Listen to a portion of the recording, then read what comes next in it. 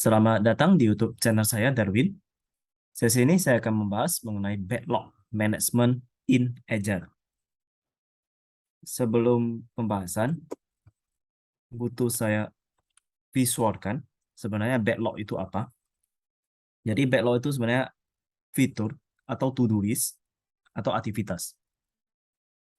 Nah, di dalam backlog, nggak usah terlalu konseptual ya, teori. Misalnya, kalau di lapangan, biasanya banyak list kerjaan. Nah, dari list kerjaan yang sedemikian banyak, tentunya kita akan kelompokkan. Nah, ini adalah kelompok satu yang harus dikerjakan si A, ini kelompok dua yang dikerjakan si B. Atau ini adalah kelompok satu yang lebih prioritas, ini kelompok dua, zona kuning, dan lain sebagainya. Pengelompokan tersebut itu disebut sebagai sprint, kalau di dalam Agile. Nah, di dalam sprint itu ada item-item to-do list, itu yang disebut sebagai backlog. Kita ketahui di backlog itu berarti kan pasti banyak aktivitas yang mau dikerjakan. Makanya butuh dilakukan manajemen terhadap backlog tersebut di dalam Agile.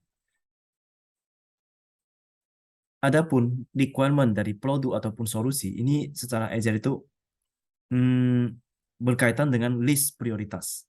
Jadi backlog itu adalah masalah priority. Aktivitas-aktivitas yang butuh diprioritaskan. Nah, oleh karenanya, kalau tanpa dilakukan pencatatan ataupun kita gambarkan secara visual, sebenarnya bisa nggak? Bisa aja. Hanya saja terkadang bakalan ada backlog yang miss atau ketinggalan atau kelupaan. Nah, oleh karenanya, tujuan dari kita memanage backlog ini yang mengatur prioritas. Dan tetapi prioritas yang udah diatur bukan berarti itu menjadi hukum mutlak. Kadangkala akan dilakukan penyesuaian kembali. Nah, itu kenapa? Ingat, ini kita berada di dalam mindset agile. Penyesuaian itu tentunya ada alasannya. Yang menjadi tipe dari apanya? Backlog, ada namanya portfolio backlog, ada namanya program backlog, dan ada product backlog. Portfolio backlog itu masih contains several initiative. Artinya masih konseptual. Dalam diskusi, misalnya diskusi dengan customer, atau dengan top management, atau pimpinan, nah biasanya itu kan masih bersifat abstrak. Nah itu, tapi walaupun abstrak pun, itu bisa kita jabarkan poin per poin. Nah poin inilah yang disebut sebagai portfolio backlog. Jadi fitur-fitur ini nanti akan diprioritas berdasarkan tingkat kritikal dari bisnis tersebut, hubungan antar bisnis atau dan sebagainya. Ya tentunya kesepakatan antar stakeholder ataupun top management. Jadi inisiatif-inisiatif ini nantinya akan di-explore lebih lanjut sampai ke level technical. Di portfolio backlog itu belum technical sama sekali. Ini masih konseptual atau strategi.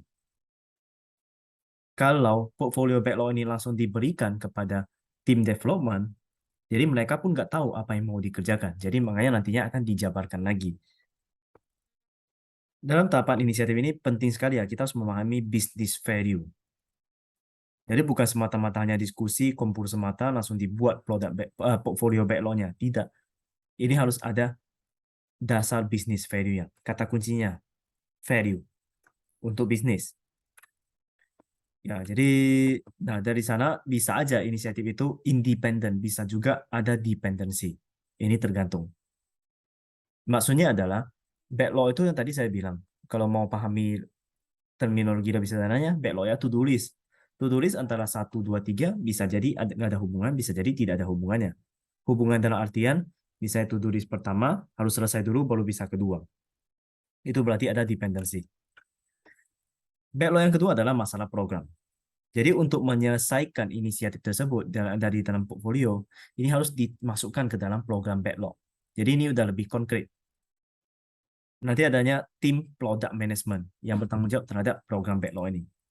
Nah, ada kolaborasi dengan customer, kemudian mempertemukan tim dengan engineering team untuk mengaktifkan product management. Jadi kita mulai menambahkan fitur di dalam product backlog ini.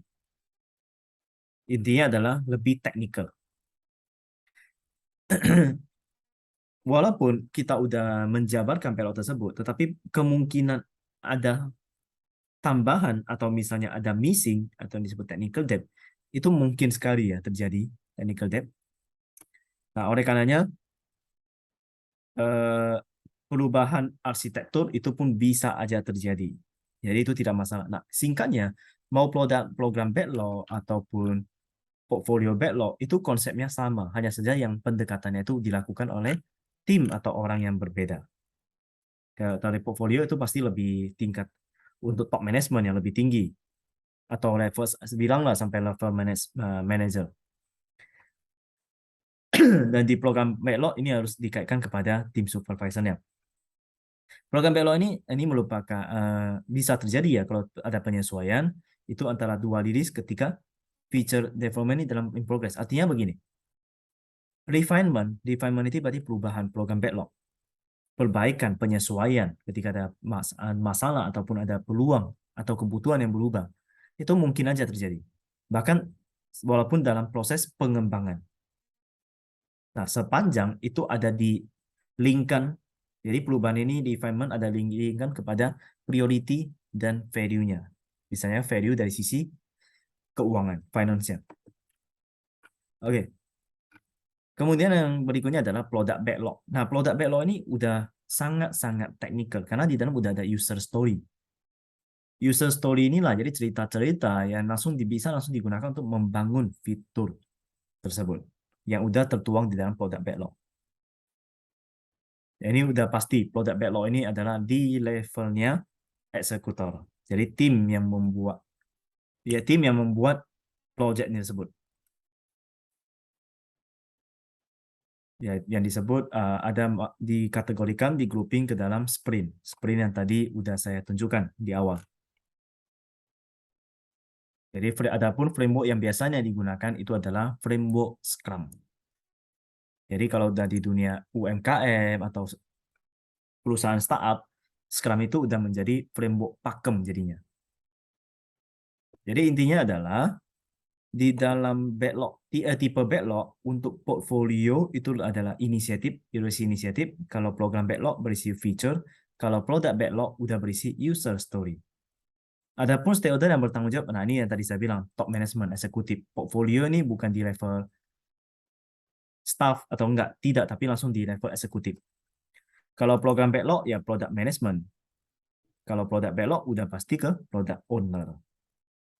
Di mana ini udah bagian dari Scrum Framework tersebut. Ini sebagai tambahan ya, kita juga harus tahu apa peran manajer di dalam Agile Organization. Jadi manajer itu mereka harus terus belajar, mereka harus bahkan harus menjadi product owner, kadang harus bisa menjadi Scrum Master. Ini adalah posisi-posisi yang ada di dalam Scrum. Kenapa demikian? Karena di sini kalau udah menggunakan Agile, bukan berarti masuk ke dalam ranahnya perusahaan pada umumnya ya. Ini bukan berarti membanding-bandingkan, tetapi memang kalau perusahaan yang udah sustain, yang udah ada SOP-nya yang udah sangat jelas, ini tergantung seberapa cepat perubahan. Kalau cepat perubahan berarti kan kita harus masuk ke dalam Agile. Harus menjadikan tim itu sebagai tim Agile. Tetapi kalau memang tidak butuh, jangan dipaksakan. Karena kalau memaksakan itu bisa jadi masalah. Masalahnya adalah bukannya mempercepat pengembangan, malah jadinya memperlambat. Oke, jadi tidak selamanya tidak semua organisasi pasti cocok menggunakan pendekatan Agile ini. Nah, kalau memang untuk startup, ya saya sih pribadi menyarankan menggunakan pendekatan Agile. Karena sekarang kita tahu startup berarti menyelesaikan masalah dari pelanggan. Berarti kita harus cepat. Nah, kalau memang mau cepat, ini dalam proses kita nggak bisa mengadopsi perusahaan yang udah langsung berjalan sustain beberapa tahun. Itu nggak bisa karena kita masih awal. Nah, that's why peran dari manajer itu dia bukan status manajer lagi, bisa jadi product owner, bisa jadi scrum master, karena dia harus melihat, harus bisa bermanuver. Jadi pertanyaan yang sering terjadi, yang sering muncul adalah, jadi manajer itu fit-nya di mana? Dia culture-nya gimana? Nah, manajer kalau dia menggunakan metodologi lama, ini bisa membatasi produktivitas. Jadi yang harus kita ubah adalah manajer itu empowering melalui komen, transparansi melalui privacy, network melalui hierarki, dan eksperimental melalui planning. Berarti ada 4. Ini empowering over ini maksudnya kalau di tradisional kan berarti kita langsung assign. Si A, kamu kerjakan to do di sini ini. Kalau ini enggak, kalau di Agile dia empowering, motivasi tim dengan skill, memberikan kompetensi kepada tim. Coaching, mentoring dan sebagainya. Nah, nanti pada tim motivasinya atau powernya udah naik, mereka bukannya diberikan to do list, tetapi mereka yang akan merebut to do list tersebut. Kalau transparansi melalui privasi. Nah, kalau di tradisional others have no say in decision making, artinya bisa aja ya staff mereka tidak punya andil dalam mengambil keputusan. Nah, kalau di Agile tidak transparansi. Jadi transparansi di sini peran signifikan dalam konstitusi atau bisa jadi sebelum mengambil keputusan manajernya dia akan meminta masukan dari tim. Karena ini menciptakan lingkungan yang sehat. Network melalui hierarki. Nah, kalau tradisional mengorganisir pekerjaan dengan otoritas. Jadi ada pimpinannya, ada birokrasi lah mungkin seperti itu pemahamannya. Nah, kalau di Agile dia enggak, tapi melalui mutual understanding. Jadi win-win solution. Kalau di biologi kan ada simbiosis mutualisme. Jadi kalau di dalam Agile, network over hierarchy artinya walaupun ada hierarki, struktur organisasi, tetapi sama-sama ngerti. Ini adalah mutualisme. Oke, eksperimental dengan melalui planning. Kalau tradisional, skopnya fix, tetap. Kalau agile, tidak. Ini ada masalah mindset dan skop itu bisa fleksibel. Mindset itu bersifat empiris. Empiris di sini artinya kadang ada trial error. Nah, tapi trial error ini tentunya bukan secara liar gitu, tapi ada dasarnya, ada knowledge-nya. Harus punya knowledge maksudnya. Jadi singkat cerita, agile manager dia ngapain aja? Jadi dia menjadi fasilitator, coaching, manage budget, recruitment. Nah, bahkan ke recruitment, dia udah masuk ke tanggung jawab dia. Setting expectation, putting out fires. Jadi manajer itu bertanggung jawab untuk menyelesaikan konflik. Bukan mencari siapa yang salah, tetapi konflik yang diselesaikan. Dan manajer harus bisa bekerja, bisa aja sebagai coach, bisa aja scrum master, product owner, atau bisa jadi dia menjadi dev, tim dev, pengembangan. Oke, jadi itu adalah tanggung jawab dari agile manager. Oke, ini adalah masalah planning. Ini nggak ada so far oke ya. Jadi saya akan jelasin sekilas. Di dalam Agile itu juga butuh dilakukan estimasi dan perencanaan. Baik itu di program level ataupun portfolio level. Pertanyaannya adalah, apakah ada relasi antara estimasi dan komitmen? Ya sebenarnya tidak. Estimasi itu ya masalah kalkulasi. Estimasi, oke? An educated guess. Jangan, biasanya kalau orang yang belum berpengalaman, ketika dilemparkan pertanyaan, estimasi kapan siap? Dia nggak bisa jawab. Tapi kalau udah punya pengalaman, dia mampu melakukan estimasi. Nah, itulah menjadi perbedaan. Nah, dari prediktif, dari quantity, amount ini semuanya bisa diprediksi. Kalau komitmen itu beda. Komitmen itu adalah willingness, udah pasti. Willingness to give time and energy. Kemauan untuk memberikan waktu dan energi. Apa yang udah dia percayai. Dia udah believe, maka udah pasti komit. Kalau misalnya komit di sini dalam artian kalau memang dia belum, ini udah mendekati deadline, nah dia pasti akan komitmen, selesaikan apapun ceritanya, dia pasti akan kejar.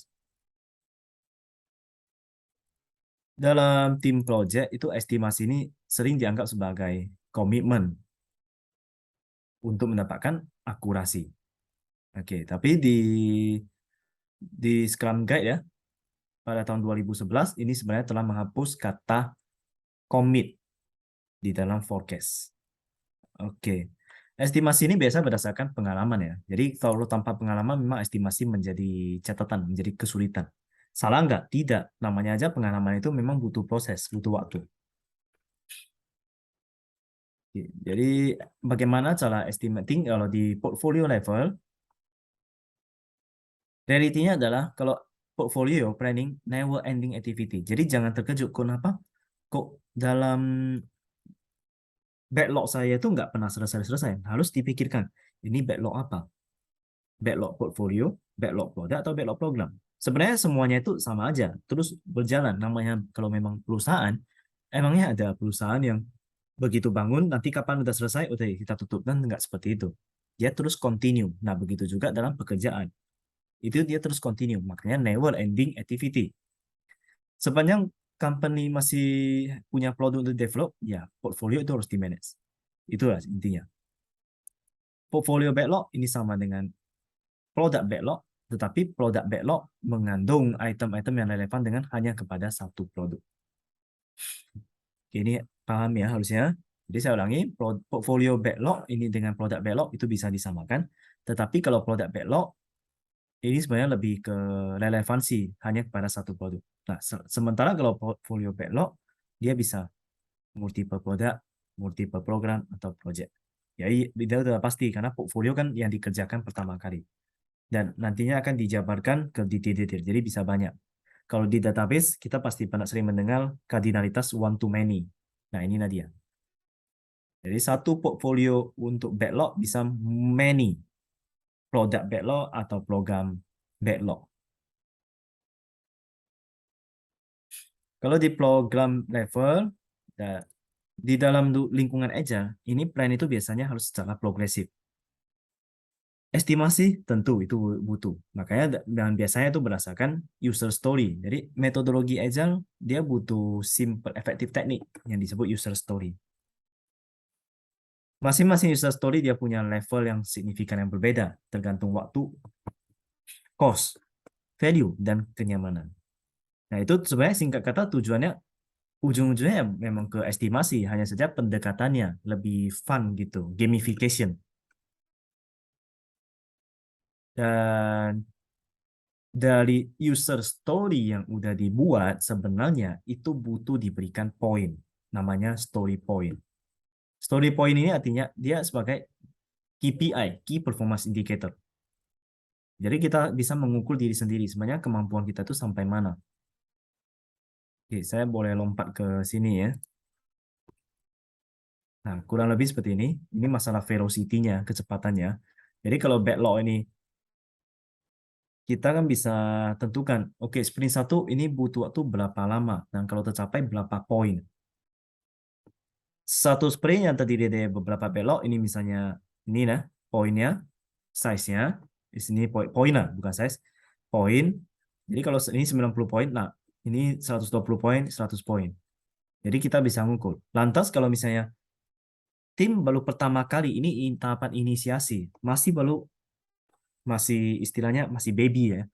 Tim yang masih baru, gimana cara ngukur sprintnya? Ya kalau memang nggak bisa ngukur ya kita testing dulu. Jalani beberapa sprint, habis itu kita ambilin rata-rata. Oke, berarti satu sprint itu sebenarnya mereka bisa selesaikan, bisa kejar sampai 100-an gitu poinnya. Maka inilah menjadi target. Oke, demikian pemaparan saya mengenai backlog management in Agile. Ingat like dan subscribe YouTube channel saya, Darwin. Terima kasih.